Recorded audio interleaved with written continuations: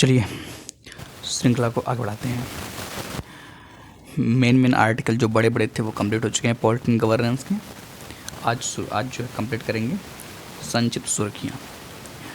इसको आप ये ध्यान रखिएगा कि ये चीज़ केवल प्रीलिम्स पॉइंट ऑफ व्यू से ज़्यादा इंपॉर्टेंट होती है। हाँ, कभी कभी आप मेंस जब लिखेंगे तो आपको आंसर राइटिंग में एग्जाम्पल के तौर पर जो है थोड़ा सा इफेक्ट ये मतलब कि वैल्यू बढ़ा देगा, बस इतना ध्यान रखिएगा। या कभी ऐसे लिखेंगे, जब निबंध लिखेंगे तो कभी कभी एग्जाम्पल का प्रयोग करना पड़ जाता है, तो ये भी आपका सपोर्ट कर सकता है। लेकिन मेनली क्या है कि प्रीलिम्स के लिए इम्पोर्टेंट है। देखिए इस श्रृंखला में आप ये संक्षिप्त सुर्खियाँ देखने के बाद एक वीडियो आएगा जो शॉर्ट रिवीजन होगा। शॉर्ट रिवीजन में केवल अगर शॉर्ट रिवीजन होगा, मतलब एक ओवरव्यू टाइप का दिखाया जाएगा। ऐसा नहीं कि फिर से पूरा एक चीज़ बताई जाएगी। उम्मीद है कि चीज़ समझ में आ रही होंगी। पहला आर्टिकल क्या है? सुप्रीम कोर्ट ने ग्राम न्यायालयों की व्यवहार्यता पर सवाल उठाए। अब देखिए क्या सबसे मेन इंपॉर्टेंट क्या है, ग्राम न्यायालय। अगर आपने ग्राम न्यायालय नहीं पढ़ा, जाकर एक बार पढ़ लीजिए। हालांकि आर्टिकल में मेन पॉइंट डिस्कस किए जाएंगे, लेकिन फिर भी अगर आपको नहीं समझ में आ रहा है ग्राम न्यायालय क्या है, सुप्रीम कोर्ट के बारे में नहीं पता, सुप्रीम कोर्ट क्या है, सुप्रीम कोर्ट की शक्तियाँ क्या है, सुप्रीम कोर्ट का काम क्या है, सुप्रीम कोर्ट किस आर्टिकल में आता है, तो जा करके एक बार जो है अच्छे से उस पर पढ़ लीजिएगा एम लक्ष्मीकांत में। मैं आपको स्टैटिक जो टॉपिक होंगे मैं आपको बताता जाऊँगा। सिलेबस के अकॉर्डिंग जो जो चीज़ें रहेंगी ओवरलैप करती जाएंगी या नया कुछ दिखेगा मैं आपको बताता जाऊँगा कहाँ कहाँ से आपको कवर करना है। क्या है मुद्दा, देखिएगा। सुप्रीम कोर्ट ने ग्राम न्यायालयों के गठन की व्यवहार्यता पर अगर अब जाकर के आप जो है ग्राम न्यायालय जब पढ़ेंगे सबसे पहले देखिए गठन क्या है उसका। गठन सुप्रीम कोर्ट सबसे पहले देखिएगा सुप्रीम कोर्ट का गठन क्या है, फिर उसके बाद ग्राम न्यायालय की बात होती है। ठीक है, गौरतलब है कि ग्राम न्यायालय अधिनियम 2008 प्रीलिम्स के लिए इंपॉर्टेंट। ग्राम न्यायालय अधिनियम 2008 द्वारा ग्राम न्यायालयों के गठन को अनिवार्य किया गया है। याद रखिएगा किसके अंतर्गत, ग्राम न्यायालय अधिनियम 2008। ये पॉइंट ध्यान रखिएगा। ठीक है, उसके बाद क्या है कि ग्राम न्यायालय यह सुनिश्चित करते हैं कि किसी भी नागरिक को, पॉइंट ध्यान रखिएगा, किसी भी नागरिक को, मेंस के लिए इंपॉर्टेंट है कि जब ग्राम न्यायालय की चर्चा होगी सबसे पहले आपके बारे में उसके बारे में बताना पड़ेगा, तो आपको क्या लिखना है ये पॉइंट ध्यान रखिएगा। ग्राम न्यायालय यह सुनिश्चित करते हैं कि किसी भी नागरिक को सामाजिक, आर्थिक व अन्य अक्षमताओं के कारण न्याय मिलने के अवसरों से वंचित न किया जाए। क्या कहा है, सामाजिक, शब्दों को ध्यान रखिएगा, शब्दों पर गौर करिएगा, सामाजिक और आर्थिक, राजनीतिक बात नहीं हुई है, ध्यान रखिएगा। अब बात आता है क्या कि सुप्रीम कोर्ट द्वारा प्रकट की गई मुख्य चिंताएं क्या क्या हैं। सुप्रीम कोर्ट के द्वारा प्रकट की गई मुख्य चिंताएं क्या क्या हैं, देखिएगा। राज्यों, संघ शासित प्रदेशों द्वारा ग्राम न्यायालयों का गठन अनिवार्य है या नहीं। किस द्वारा, राज्यों द्वारा, ध्यान रखिएगा। किसके अंतर्गत, ये राज्य के अंतर्गत है, केंद्र के अंतर्गत नहीं है, ध्यान रखिएगा। ग्राम न्यायालय अधिनियम 2008 फिर से रिपीट हुआ, ध्यान रखिएगा कि धारा 3 में प्रावधान किया गया है कि राज्य सरकारें ग्राम न्यायालयों का गठन कर सकती हैं। किसमें, ग्राम न्यायालय अधिनियम 2008 की धारा 3 में। किसके पास शक्ति है ये, तो राज्य सरकारों के पास। तो ये चीज़ अगर प्रीलिम्स में आपके सामने ऑप्शन आए कि केंद्र सरकार करेगी या राज्य सरकार की, दोनों करेंगी, तो आपको एक क्लियरिटी बनी रहनी चाहिए। इसमें निश्चितता का अभाव है, जो है कि राज्य सरकार को ग्राम न्यायालयों का गठन करना ही होगा। किसको, राज्य सरकार को, याद रखिएगा जी। अब क्या पॉइंट है, संसाधनों की कमी क्या है, इसमें क्या है कि पहले से ही मौजूदा न्यायालयों के लिए सीमित संसाधनों का सामना कर रही राज्य सरकारों के लिए अतिरिक्त ग्राम न्यायालयों को वित्त पोषित करना चुनौतीपूर्ण हो रहा है। उच्चतर न्यायपालिका पर कार्य बोझ को बढ़ना। उच्चतर न्यायपालिका कौन है, ध्यान रखिए, अगर नहीं पता पढ़िए जाकर स्टैटिक में। इन ग्राम न्यायालयों का प्राथमिक उद्देश्य क्या है, जिला और सिविल अदालतों पर मुकदमों का बोझ कम करना है। लेकिन इनकी अप्रभावित से उच्चतर न्यायालयों पर बोझ बढ़ सकता है। इससे अंततः हाई कोर्ट पर अपील व रिट याचिकाओं का भी बोझ बढ़ेगा। अब आपको नहीं पता है तो जाकर के एक बार पढ़िएगा रिट याचिका क्या होती है, रिट क्या होता है, रिट के टाइप्स कौन कौन है, किस आर्टिकल में है क्या नहीं, जाकर अच्छे से ये पढ़िएगा। रिट की शक्तियाँ कैसी हैं, हाई कोर्ट के पास है, सुप्रीम कोर्ट के पास है, या कुछ और नया है, अच्छे से जाकर देखिएगा। ग्राम न्यायालयों की मुख्य विशेषताएं इस पे क्या है। गठन, सबसे पहले क्या है गठन। इन्हें जिले में मध्यवर्ती स्तर पर प्रत्येक पंचायत या मध्यवर्ती स्तर पर निकट पंचायतों के समूह के लिए गठित किया जा सकता है। राज्य सरकार संबंधित हाई कोर्ट के परामर्श से प्रत्येक ग्राम न्यायालय के न्यायाधिकारी की नियुक्ति करती है। कौन करती है? राज्य सरकार करती है। ठीक है।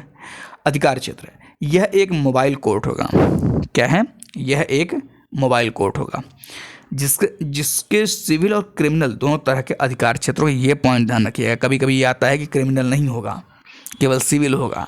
तो जब ऐसे शब्द डाले जाते हैं तो आप वहाँ पर कंफ्यूज जाते हैं कि सिविल भी है या केवल सिविल है या क्रिमिनल सिविल दोनों है, ये कंफ्यूजन होता है। विवाद समाधान प्रक्रिया, इस पर क्या है? विवादों का समाधान सुलह समझौते की सहायता से किया जाना चाहिए।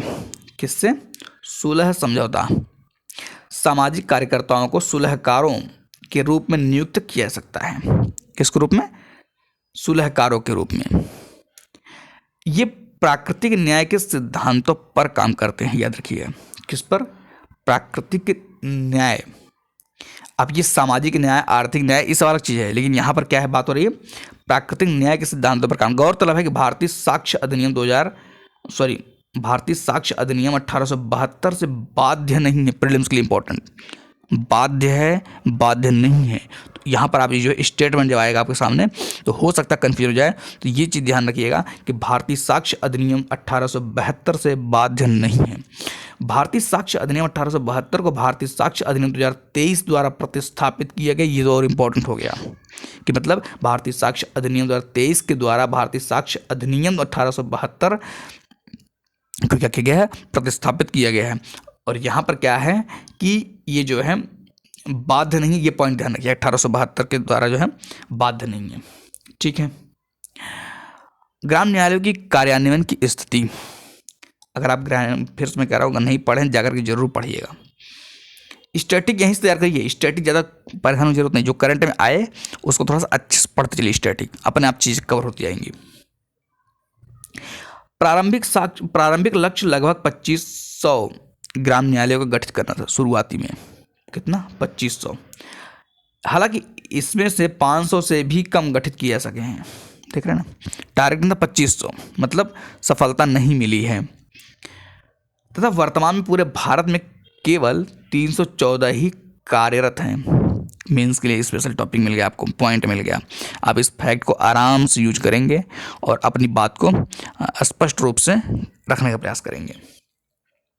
महाराष्ट्र, मध्य प्रदेश और राजस्थान जैसे राज्यों ने इनके गठन में प्रगति दिखाई है। कौन कौन? महाराष्ट्र, मध्य प्रदेश और राजस्थान। जबकि उत्तर प्रदेश और बिहार सहित अन्य प्रमुख राज्यों में इनका कार्यान्वयन सीमित या लगभग शून्य रहा है। कहाँ कहाँ पर? उत्तर प्रदेश व बिहार सहित प्रमुख राज्यों में इनका कार्यान्वयन सीमित या शून्य, लगभग शून्य रहा है। महाराष्ट्र, मध्य प्रदेश और राजस्थान, ये 3 स्टेट ध्यान रखिएगा। और अपनी ही बात को पुष्टि करने के लिए आप उत्तर प्रदेश और बिहार का एग्जाम्पल लेंगे कि अभी इसकी सफलतापूर्वक निर्माण नहीं किया जा सका है, या इसको जो है अच्छी तरीके से कार्यान्वयन नहीं हो पाया है। ग्राम न्यायालयों को समर्थन देने वाले पहले कौन सा? ग्राम न्यायालय योजना केंद्र प्रायोजित योजना के अंतर्गत केंद्र सरकार राज्यों को ग्राम न्यायालय गठित करने के लिए वित्तीय सहायता प्रदान करती है। ठीक है। अब पॉइंट क्या आता है? आर्टिकल 2 कि नागरिकता अधिनियम की धारा 6A section A of citizenship act. अब आपको यहाँ से क्या पॉइंट इंपॉर्टेंट निकल आता है? नागरिकता। अगर आपने नहीं पढ़ा है तो जाकर के पढ़िएगा, नागरिकता के बारे में पढ़िएगा। नागरिकता कब मिलती है, नागरिकता कब छूटती है, नागरिकता मिलने के क्या प्रावधान है, आराम से पूरा डिटेल में हम लक्ष्मीकांत में डिस्कस किया जा चुका है। आप जाकर के पढ़िएगा उसको। खैर, जो पॉइंट यहाँ पे डिस्कस हुए हैं उसको हम चर्चा कर लेते हैं, क्या क्या बेसिक बातें होती हैं। सुप्रीम कोर्ट की संवैधानिक पीठ ने नागरिकता अधिनियम की धारा 6A की वैधता को बरकरार रखा है। धारा 6A अब क्या है? धारा 6A नागरिकता अधिनियम 1955 का एक विशेष प्रावधान है। किसका? 1955 का। अभी आगे जाकर के आप जो है जब आप पढ़ेंगे नागरिकता वाला पोर्शन उसमें आपको 1955 एक स्पेशल दिखेगा। इसे वर्ष 1985 में केंद्र सरकार और असम आंदोलन के नेताओं के बीच हस्ताक्षरित असम समझौते के बाद नागरिकता संशोधन अधिनियम 1985 के जरिए शामिल किया गया था। यहाँ से इंपॉर्टेंट हो जाता है असम समझौता। मेंस के लिए इंपॉर्टेंट, प्रीलिम्स के लिए इंपॉर्टेंट, दोनों के लिए इंपॉर्टेंट है। इस धारा के तहत 1 जनवरी 1966 में 66 से 24 मार्च 1971 के बीच ये लाइन याद रखिएगा, ये डाटा है। और ये जो इम्पोर्टेंट है ये कि आज जब आपके सामने क्वेश्चन आएगा तो आप कन्फ्यूज करेंगे कि 1 जनवरी 24 मार्च 1966 से 1971 के बीच पूर्वी पाकिस्तान, अब आपको ये बात पता होनी चाहिए, पूर्वी पाकिस्तान जो वर्तमान क्या है बांग्लादेश है, पूर्वी पाकिस्तान को बांग्लादेश बना दिया गया था और ये तो पता ही होगा, और पश्चिमी पाकिस्तान जो आज एग्जिस्ट करता है से असम में आकर बसे सभी व्यक्तियों को विदेशी घोषित किए जाने की तारीख से 10 वर्ष बाद भारतीय नागरिकता प्रदान करने का प्रावधान किया गया था। ठीक है, तो ये छोटे छोटे कुछ जो है आर्टिकल बीच में जो आते रहेंगे और यही सबसे क्या होता है कुछ चीज़ें कवर हो जाएंगी, बेसिक बेसिक बातें। सुप्रीम कोर्ट का फैसला क्या है इसमें? नागरिकता अधिनियम में धारा 6A को जोड़ने के लिए संसद की विधायी क्षमता पर कोर्ट का फैसला। इसमें क्या है? कोर्ट ने कहा कि संसद ने संविधान के अनुच्छेद 246, अब यहाँ पर आपके लिए 246 याद हो सकता, मतलब कि एक इम्पॉर्टेंट हो सकता है कि 246 याद रखिएगा। 246 संसद ने संविधान के अनुच्छेद 246 और 7वीं अनुसूची के सूची संघ सूची की प्रविष्टि 17 के तहत प्रदान की गई शक्तियों का प्रयोग कर यह कानून बनाया गया है। गौरतलब है कि संघ सूची की प्रविष्टि 17 नागरिकता देशीकरण और विदेशी गैर नागरिक से संबंधित है। क्या? प्रविष्टि 17 किससे? नागरिकता देशीकरण, ये सब उसमें है। आप जब लक्ष्मीकांत पढ़ेंगे तो वहाँ पर एक, अब मैं जो बताता रहा हूँ ना, तो इस शब्दों को जाकर वहाँ पर सर्च करिएगा, हाँ यह है कि नहीं वहाँ पर, और जब करिएगा तो उसको पढ़िएगा ना तो आप थोड़ा डीप में या अस्थाई साथ पढ़िएगा, क्योंकि करंट में है तो इंपॉर्टेंट हो सकता है। उसके बाद अब आता क्या? आर्टिकल, तो आपने पढ़ा होगा आर्टिकल 14 अनुच्छेद 14, असम का विशेष नागरिकता कानून अनुच्छेद 14 के तहत समानता का उल्लंघन नहीं करता है। आएगा जब इसको स्टेटमेंट में तो आपको यहाँ पर कंफ्यूज करेगा, क्योंकि प्रवासियों के मामले में असम की स्थिति शेष भारत से एकदम अलग है। ठीक है ना, शेष भारत से एकदम अलग है। तो आपको लगेगा कई बार कि नहीं क्या पता है जो है समानता का जो अनुच्छेद 14 में है इसका उल्लंघन करता है, कभी कभी लगेगा, लेकिन ऐसा नहीं। क्यों? क्योंकि इसकी स्थिति ही अलग है। उसके बाद पॉइंट है कि ये वाला पॉइंट देखिए, संस्कृति पर प्रभाव अनुच्छेद 29(1), ये सब क्या है? 14, 29 क्या है? मैं अगर आपसे एक क्वेश्चन बनाया जाए कि कौन कौन से आर्टिकल ऐसे हैं जो नागरिकों को केवल मिलते हैं, व्यक्तियों को नहीं मिलते हैं, या कहें कि मूल अधिकार कौन कौन है, तो इस बात में क्लियरिटी होनी चाहिए। ये मान चला जाता है कि आपको पता होगा, नहीं पता जाकर पढ़िएगा जाकर। इस बात का कोई साक्ष्य नहीं है कि प्रवासियों ने असम के लोगों के सांस्कृतिक अधिकारों को नुकसान पहुंचाया है, ऐसा कोई साक्ष्य नहीं है। अच्छा, थोड़ा सा पहले ये वाला देख लेते हैं, नागरिकता अधिनियम 1955 के बारे में। इसमें क्या है? नागरिकता अधिनियम 1955 के बारे में, इसमें नागरिकता प्राप्त करने के निम्नलिखित 5 तरीके बताए गए हैं। नागरिकता प्राप्त करने के कौन कौन से? जन्म, ये सब लक्ष्मीकांत है, जन्म से नागरिकता, वंशानुक्रम यानी वंश के आधार पर नागरिकता, देशीकरण द्वारा नागरिकता, रजिस्ट्रीकरण या पंजीकरण द्वारा नागरिकता, किसी राज्य क्षेत्र का भारत का भाग बन जाने से नागरिकता आदि। 5 पॉइंट ध्यान रखिएगा, कभी कभी सीधे स्टेटमेंट यही बना देगा। इसमें दोहरी नागरिकता का प्रावधान नहीं है, याद रखिएगा, नहीं है। ये तो आपको अगर थोड़ा सा भी पढ़ेंगे तो पता होगा, दोहरी नागरिकता का प्रावधान हमारे संविधान में नहीं है। नागरिकता संशोधन अधिनियम 2019, इसमें प्रावधान है कि यदि हिंदू, सिख, बौद्ध, जैन, पारसी या ईसाई समुदाय से पहले संबंधित कोई भी व्यक्ति अफगानिस्तान, बांग्लादेश और या पाकिस्तान से 31 दिसंबर 2014, याद रखिए 31 दिसंबर 2014 को या उससे पहले भारत आया है तो उसे अवैध प्रवासी नहीं माना जाएगा। ठीक है, टाइमलाइन ध्यान रखिएगा। उसके बाद क्या पॉइंट है, ये देखिए कि 24 मार्च 1971 की कट ऑफ डेट पर, यह कट ऑफ डेट भी उचित है क्योंकि पाकिस्तानी सेना ने 26 मार्च 1971 को, 26 मार्च 1971, याद रखिए मार्च, 26 मार्च, ये ध्यान रखिएगा, को ही पूरी पाकिस्तान में बांग्लादेशी राष्ट्रवादी आंदोलन रोकने के लिए ऑपरेशन सर्च लाइट, पढ़ा होगा जरूर आपने, अगर थोड़ा सा भी न्यूज़ पेपर पढ़ा होगा या थोड़ा सा भी मतलब कि क्या बोलते हैं कि इतिहास जो मॉडर्न है उसमें थोड़ा सा जो समकालीन आता है, अगर उसको भी आपने पढ़ा होगा तो ऑपरेशन सर्च लाइट जरूर आपको मिला होगा। इस कट ऑफ डेट के बाद आए प्रवासी को युद्ध के कारण आए प्रवासी माना गया, न कि विभाजन के चलते भारत आए प्रवासी। ठीक है, बाकी ये देखिए नागरिकता संबंधित नियम वगैरह इन लोगों को कुछ दिया है कि जो है मार्च के जो मैगजीन है उसमें कुछ डिस्कस किया गया था, आप देख लीजिएगा अपने हिसाब से। पॉइंट क्या था, universal postal union UPU, universal postal union, इसमें क्या है, भारतीय डाक विभाग ने यूनिवर्सल पोस्टल यूनियन की 150वीं वर्षगांठ के अवसर पर स्मारक डाक टिकट जारी किए हैं। भारतीय डाक भी अपनी स्थापना की 70वीं वर्षगांठ मना रहा है। भारतीय डाक विश्व की सबसे बड़ा नेटवर्क है, ये तो कॉमन सी बात है, पता होना चाहिए आपको। अब आता है यूपीयू के बारे में। यह बर्न की संधि 9 अक्टूबर 1874 को जनरल पोस्टल यूनियन के रूप में स्थापित हुआ था। यूपीयू अंतर्राष्ट्रीय दूरसंचार संघ आईटीयू के बाद दूसरा सबसे पुराना अंतर्राष्ट्रीय संगठन है।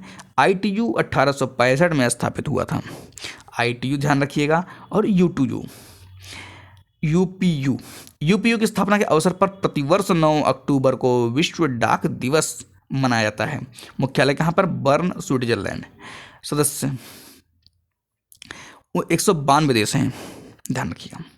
भारत इसके सबसे पुराने और सबसे सक्रिय सदस्यों में शामिल है, मतलब कि ये पता होना चाहिए कि भारत इसका सदस्य है।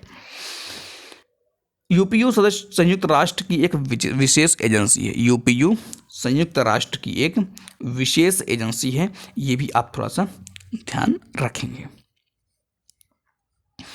अब आता है क्या, आईटीयू के बारे में देख लीजिए। आईटीयू का इंटरनेशनल टेलीकम्युनिकेशन यूनियन, आईटीयू को विश्व दूरसंचार मानकीकरण सभा 2024 नई दिल्ली में आयोजित की गई। आईटीयू की ये सभा WTSA 2024, ठीक है। WTSA अंतर्राष्ट्रीय दूरसंचार संघ के मानकीकरण कार्य के लिए शासी सम्मेलन है। यह सम्मेलन प्रत्येक 4 वर्षों पर आयोजित किया जाता है। कितने पर, 4 वर्षों पर आयोजित किया जाता है। वर्ष 2024 का यह सम्मेलन आईटीयू WTSA का भारत और एशिया प्रशांत में आयोजित पहला सम्मेलन था। क्या था, पहला सम्मेलन था। अब ये कुछ लास्ट पॉइंट है, इसको देख लेते हैं कि आईटीयू के बारे में बात हो जाए थोड़ा सा। उत्पत्ति देख लीजिए क्या है। उत्पत्ति, इसकी स्थापना 1865 में हुई थी। कब हुई थी, 1865 में। पेरिस में हस्ताक्षरित प्रथम अंतर्राष्ट्रीय टेलीग्राफ अभिसमय में अंतर्राष्ट्रीय टेलीग्राफ संघ की स्थापना हुई थी। बाद में इसका नाम बदलकर अंतर्राष्ट्रीय दूरसंचार संघ आईटीयू कर दिया गया था। क्या कर दिया गया था, आईटीयू कर दिया गया था। भूमिका देखिए, यह डिजिटल प्रौद्योगिकी के लिए संयुक्त राष्ट्र की विशेष एजेंसी है। किसके लिए, डिजिटल प्रौद्योगिकी के लिए। सभी के लिए बेहतर भविष्य सुनिश्चित करने हेतु नवाचार का उपयोग करना और सभी को दूरसंचार नेटवर्क से जोड़ना। ठीक है ना। देखिए सदस्य क्या हैं, 193 देश हैं। मुख्यालय कहाँ पर है, जिनेवा, स्विट्जरलैंड। ये पता होना चाहिए, अगर आप स्टेट देना चाहते हैं कोई एग्जाम तो ये पता होना चाहिए जिनेवा कहाँ पर है, स्विट्जरलैंड में। तो आज जो है संक्षिप्त सुर्खियाँ भी कंप्लीट हो चुकी हैं। अब इसके बाद का लेक्चर आएगा एक शॉर्ट रिवीजन। उसके बाद क्या शुरू होगा, उसके बाद शुरू होगा आपका अंतर्राष्ट्रीय संबंध, ये शुरू होगा। वस्त्र नियंत्रण रेखा, LAC पर भारत चीन समझौता। उम्मीद है कि आप पढ़ करके आएंगे, सिलेबस देख करके देखेंगे, ये आसान होगा थोड़ा आपके लिए। ठीक है, तो आज के लिए इतना रखते हैं, बाकी मिलेंगे नेक्स्ट वीडियो में।